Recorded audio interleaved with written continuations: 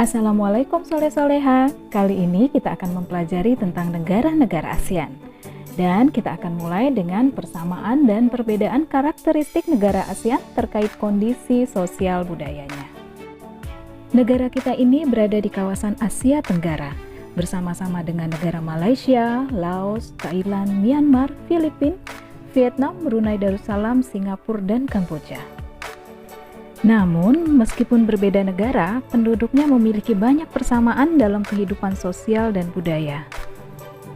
Oleh sebab itu, negara kita menggabungkan diri dalam suatu organisasi yang bernama ASEAN, yaitu Organisasi Persatuan Negara-Negara Se-Asia Tenggara. Sekarang kita cerita sedikit tentang sejarah berdirinya ASEAN.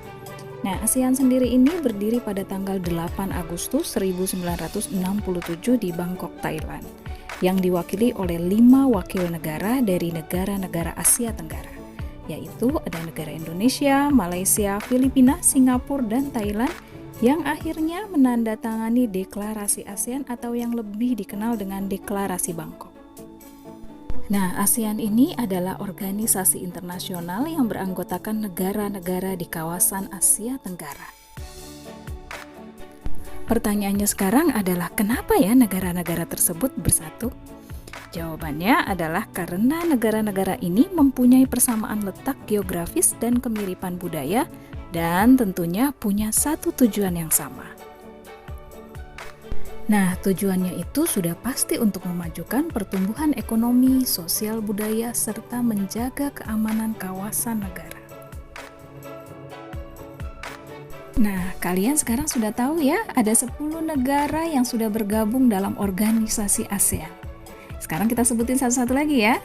Ada 1, Myanmar, yang kedua ada Laos, lalu Vietnam, Kamboja, Thailand, Malaysia, 7 Singapura, yang ke-8 ada Brunei Darussalam, yang ke-9 ada Filipina, dan yang terakhir ada Indonesia.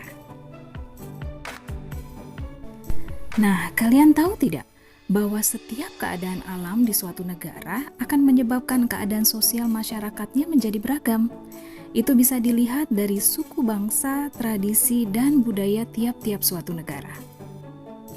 Nah, masyarakatnya ini terbentuk melalui hubungan sosial antar suku bangsa dengan latar belakang budaya, etnis, dan agama yang berbeda-beda.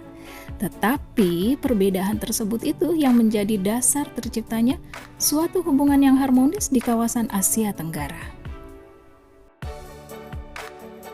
Indonesia sendiri adalah sebuah negara kepulauan yang memiliki ribuan pulau yang tersebar dari Sabang sampai Merauke. Dengan adanya ribuan pulau ini menjadikan Indonesia dihuni oleh berbagai macam suku bangsa dan memiliki tradisi yang merupakan warisan leluhur. Karena banyaknya pulau di Indonesia, itu yang menyebabkan penyebaran penduduk jadi tidak merata. Nah, penyebaran penduduk ini terpusat di beberapa pulau di tanah air. Dan wilayah yang terpadat adalah Pulau Jawa. Banyaknya pulau di Indonesia juga menyebabkan munculnya keragaman sosial dalam suatu masyarakat. Misalnya dalam hal pekerjaan. Sebagian besar penduduk di Indonesia bekerja pada sektor pertanian. Mereka banyak yang bekerja di lahan sawah, perkebunan, atau di ladang. Tapi ada juga masyarakat yang bekerja sebagai pegawai, nelayan, dan pedagang. Salah satu ciri penduduk asli di kawasan Asia Tenggara biasanya berkulit gelap dan berbadan kecil. Penduduk asli seperti ini bisa kita jumpai di negara Filipina, Indonesia, dan Malaysia. Kenapa bisa seperti itu ya? Karena 2500 tahun sebelum Masehi terjadi perpindahan penduduk secara besar-besaran di Asia Tenggara. Mereka adalah orang Melayu atau Indonesia. Nah, mayoritas penduduk Filipina dan Indonesia merupakan keturunan mereka. Bagaimana dengan agama ya? Nah, dalam hal agama, penduduk di tiap-tiap negara juga berbeda-beda. Seperti penduduk Thailand, Kamboja, Laos, Myanmar, dan Vietnam, mereka mayoritas beragama Buddha. Sedangkan penduduk Indonesia, Malaysia, dan Brunei Darussalam mayoritas beragama Islam. Sedangkan untuk Filipina, mayoritas penduduknya beragama Kristen. Sementara itu, orang Cina atau suku Tionghoa yang tinggal di kawasan Asia Tenggara memiliki berbagai bentuk kepercayaan, seperti Buddha, Taoisme, Konghucu, Kristen, pemujaan leluhur, pemujaan arwah, serta masih banyak lagi kepercayaan lainnya.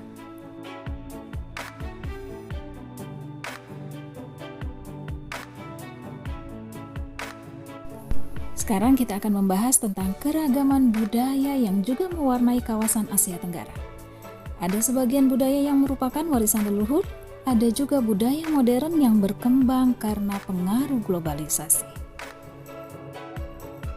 Namun budaya tradisional juga masih ada yang terus dilestarikan, seperti seni wayang di Indonesia dan seni wayang Pui di Myanmar.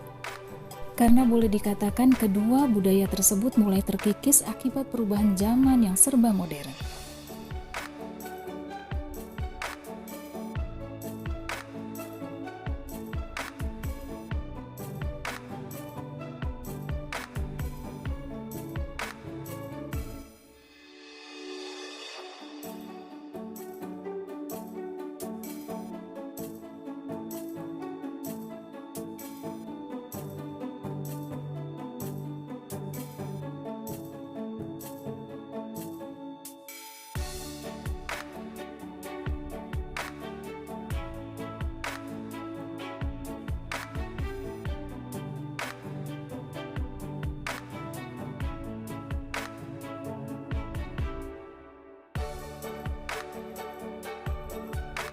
Dalam menjalani kehidupan, kita pasti membutuhkan orang lain.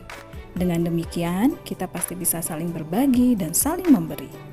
Dan di sisi lain, kehidupan kita juga tidak bisa lepas dari nilai sosial, karena nilai inilah yang akan menjadi pijakan masyarakat dalam setiap kehidupan.